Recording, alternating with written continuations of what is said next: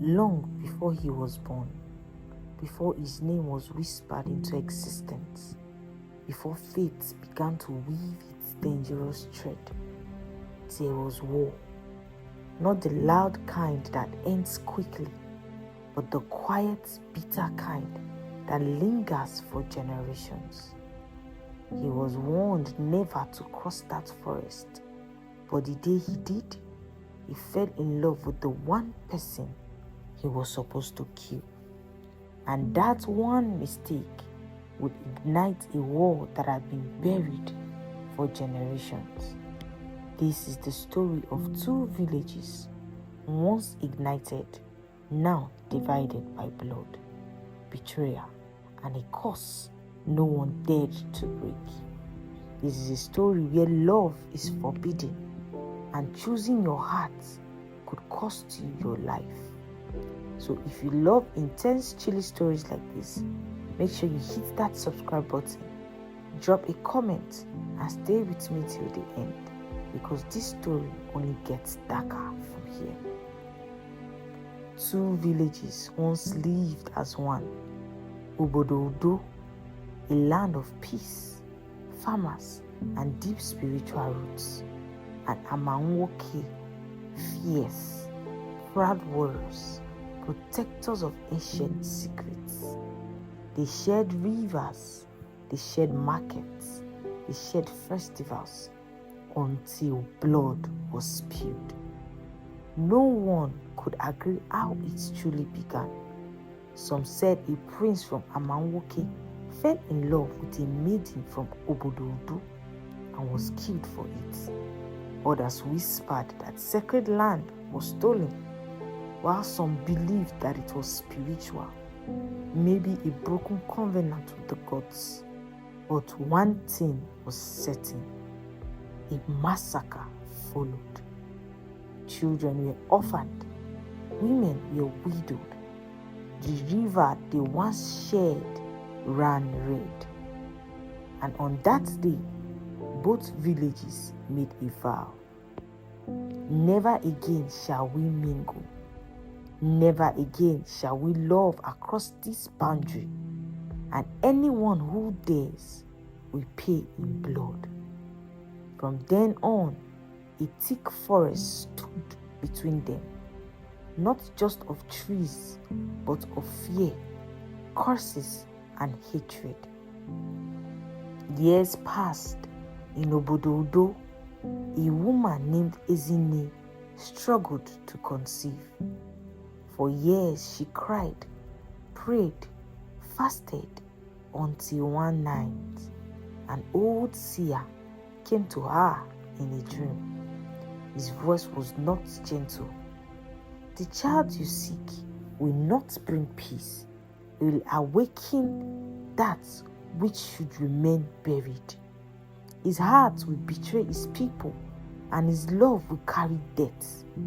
She woke up trembling, but when she finally conceived, she chose joy over fear.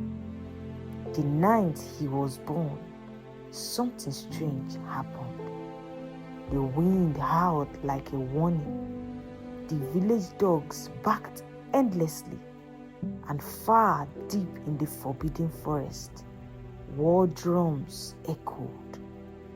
They named him Obinna, which means the father's heart.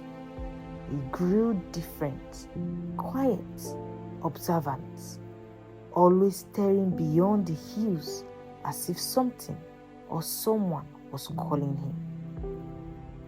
Across the forbidden forest in Amanwoke, she was being raised, Adaugo, daughter of the war chief, born into strength, trained in battle. By age 12, she could wield a spear better than grown men. By 16, she had led her first successful raid. She was not just feared, she was a legend. But behind her strength was a heart that questioned everything. Why do we hate them? She once asked her father. His answer was cold because they deserve it. But she was not satisfied. It happened on a day neither of them planned. Obinna had wandered too far while hunting, deeper into the forest than anyone from his village dared. Then he saw her standing by the river, washing blood off her hands, but not her own. Their eyes met, and in that moment, time froze. He should have run. She should have killed him, but neither of them moved. Instead, she spoke first. "You are from Obodo Udo?" Not a question, not a statement. Obinna swallowed hard. "And you are dead."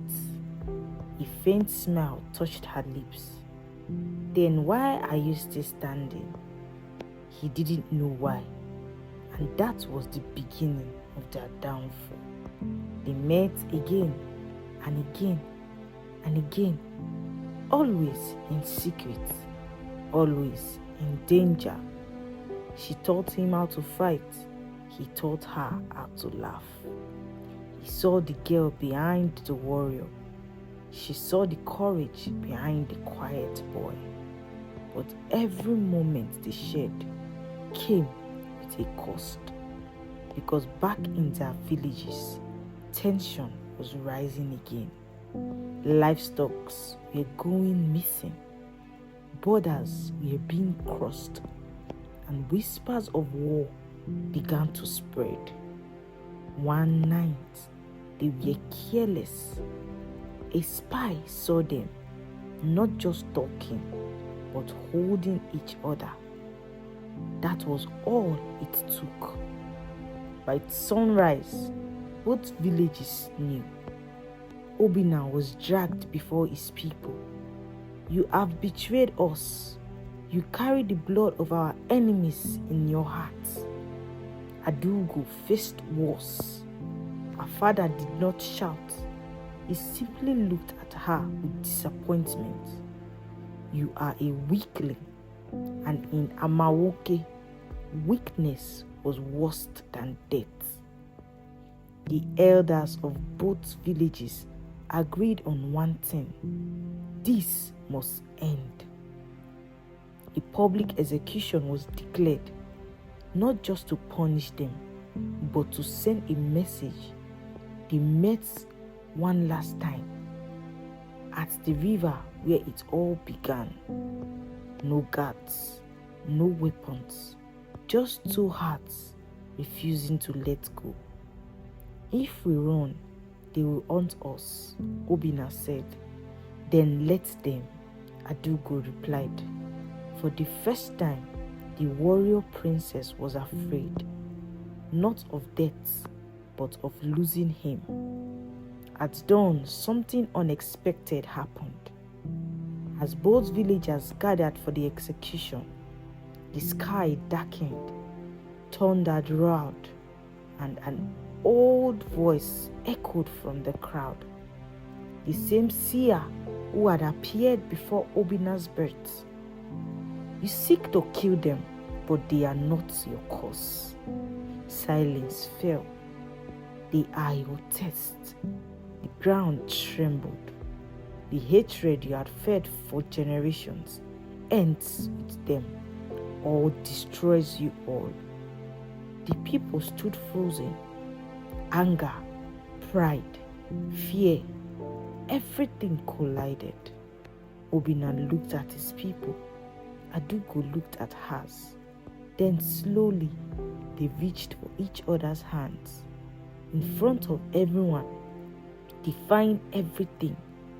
No one moved, no one spoke. Because in that moment, the villagers had to decide. Would they choose love, or would they choose war again? They were ready to die for love. But the real question was, were their people ready to live with it? We will find out in part 2 of this story. Do well to subscribe, like, and comment to our channel to know what happens next.